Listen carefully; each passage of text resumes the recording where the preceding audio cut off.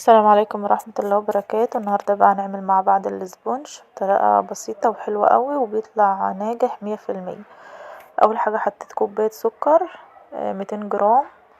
حطيت 5 بيضات، بس البيض يكون كبير عشان يديك نتيجة حلوة. ما تجيبيش بيض بلدي تحطيه او بيض صغير، لازم انت تجيبي بيض كبير. حطيت معلقة محسن جل كده كبيرة. حطيت كوبايتين دقيق، كوبايتين الدقيق دول لو عايزة توزنيهم 250 جرام. حطيت معلقة نشا بس عادي ممكن تستغنى عنها. حطيت معلقة بيكنج باودر كبيرة. رشة فانيليا كده سايلة او اي فانيليا عندك. وحطيت 100 ملي مية، يعني نص كوباية. هقلب كله كده مع بعضه. دي الحلة بتاعتي، دي مقاس 24. هفرشها. طبعا انا ضربت الاسبونج الاول، وبعدين اللهم صل على النبي حطيت الكاكاو عشان يعلى معايا الاول، وبعد كده احط الكاكاو. حطيت معلقتين او 3. انت بتنقصي بقى من الدقيق، من الكوبايتين الدقيق بتنقصي 3-4 معالق، 3 معالق دقيق، وتحطي مكانهم كاكاو خام لو انت عاوزه الاسبونج بني. وزي ما قلتلكم ان الحله دي مقاس 24. هخبطها كده بس عشان لو فيها هوا ولا حاجه، ومشغله الفرن على درجه حراره عاليه. تشغلي الفرن قبل ما تعملي الاسبونج. الاسبونج بتاعنا ده انا هعمل منه 2 تورته، هيكونوا طبقتين بس. حطيت كوبايتين كريمه خام، وهحط كوبايه سكر. واللهم صل على النبي هحط 3 كوبايات ميه او كوبايتين ونص لو انت عاوزه الكريمه متماسكه جامد. طبعا احنا في الشتاء. حطيت اللهم صل على النبي ميه متلجه. حطيت كوبايتين ونص ميه متلجه. وحطيت معلقه لبن بودره بيدي طعم حلو قوي للكريمه. وضربتها كلها كده. ولو انت عاوزه كريمه بني بقى بتحطي معلقه كاكاو خام، او جناش لو عندك جناش شوكولاته تحطي برضو وانت بتضربيها كده. كده بقى هسقي التورتيه بتاعتي دي اول واحده هعملها. زي ما قلتلكم مقاس 24، بس هعملها طبقتين 2 عشان هبيعها طبعا اقتصاديه. طبعا اليومين دول الدنيا غاليه وكده، فانا حبيت اعمل حاجه يكون ايه مش غاليه قوي والناس تقدر تشتريها. فعملت 2 من الاسبونج اللي انا عملته معاكم. من 5 بيضات عملت تورتيتين.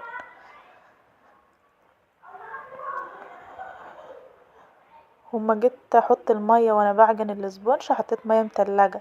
الميه المتلجه بتديله نتيجه حلوه قوي. دي اول واحده هي عملتها، وهسقيها كده. انا عامله لها ميه وسكر وخلاص، وغلياهم وسبتهم يبردوا. طبعا هما مبيبقوش عاليين، بس الحجم بتاعها بيبقى كبير وحلو. يعني اللي خدتها شكرت فيها وعجبتها قوي.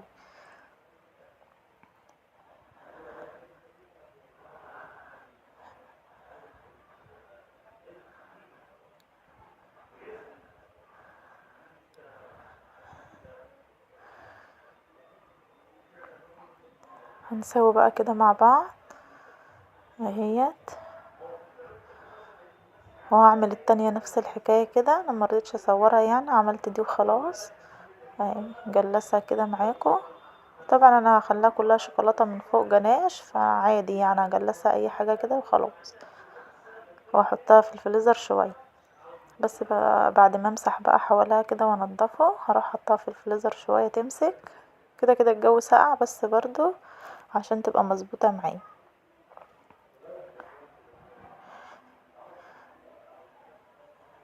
عملت الواحدة من دي ب100 جنيه، يعني عملت الواحدة مقاس 24. طلعت الواحدة ب100 جنيه. عملت الاسبونج معاكم اللي هو بال5 بيضات وكوبايتين دقيق، طلعت منه تورتيتين ب200 جنيه. طبعا كان الجو ساقع قوي. الجناش قفش مني قفشة، شايفين عامله ازاي. كان المفروض يبقى سايل عن كده عشان ينزل على التورتايه. فاستهلكت طبعا جناش كتير قوي في التورتايه دي. هرجع بقى اخليه يسيحه شوية وارجع احطه بقى تاني عشان يظبط معايا. هي كانت طالباها كلها شوكولاتة من فوق ومن تحت. كده بعد ما سيحت بقى الحبة اللي فاضلين، شايفين بقى ظبط معايا وبقى حلو. عندي كريسبي بقى صغير كده شوكولاتة هحطه كده على التورتاية. حلوة قوي وتحسي ان هي زي الجاتو كده وبتكفي 8 افراد يعني. هي مش عالية بس بتكفي 8 افراد، حلوة قوي ومش غالية، ب100 جنيه، مش مكلفة. هي كانت طالبة 2، خدت مني 2. قالت بدل ما هعمل واحدة كبيرة هعمل 2 عشان كان عندها الولدين هتعمل لهم عيد ميلاد. ودي شوكولاتة برضو انا عاملاها في البيت، حطيت اوريو كده، اي تزيين. انا ما كنتش عارفة اصلا ازينهم يعني، ما كانش في حاجة في دماغي، عملتهم عشوائي كده، بس هي كانت طالبان بالشوكولاتة يعني كلهم. ودي التانية هي شايفين عاملة ازاي. دي طبعا انا ما عملتهاش يعني، ما زوقتهاش قدامكم، بس هما الاتنين دول اللي كانوا طلعوا آه، في الطلب اللي هو الطلب مني يعني، ديت والتانية. يا رب يكون الفيديو عجبكم، ومع الف سلامة.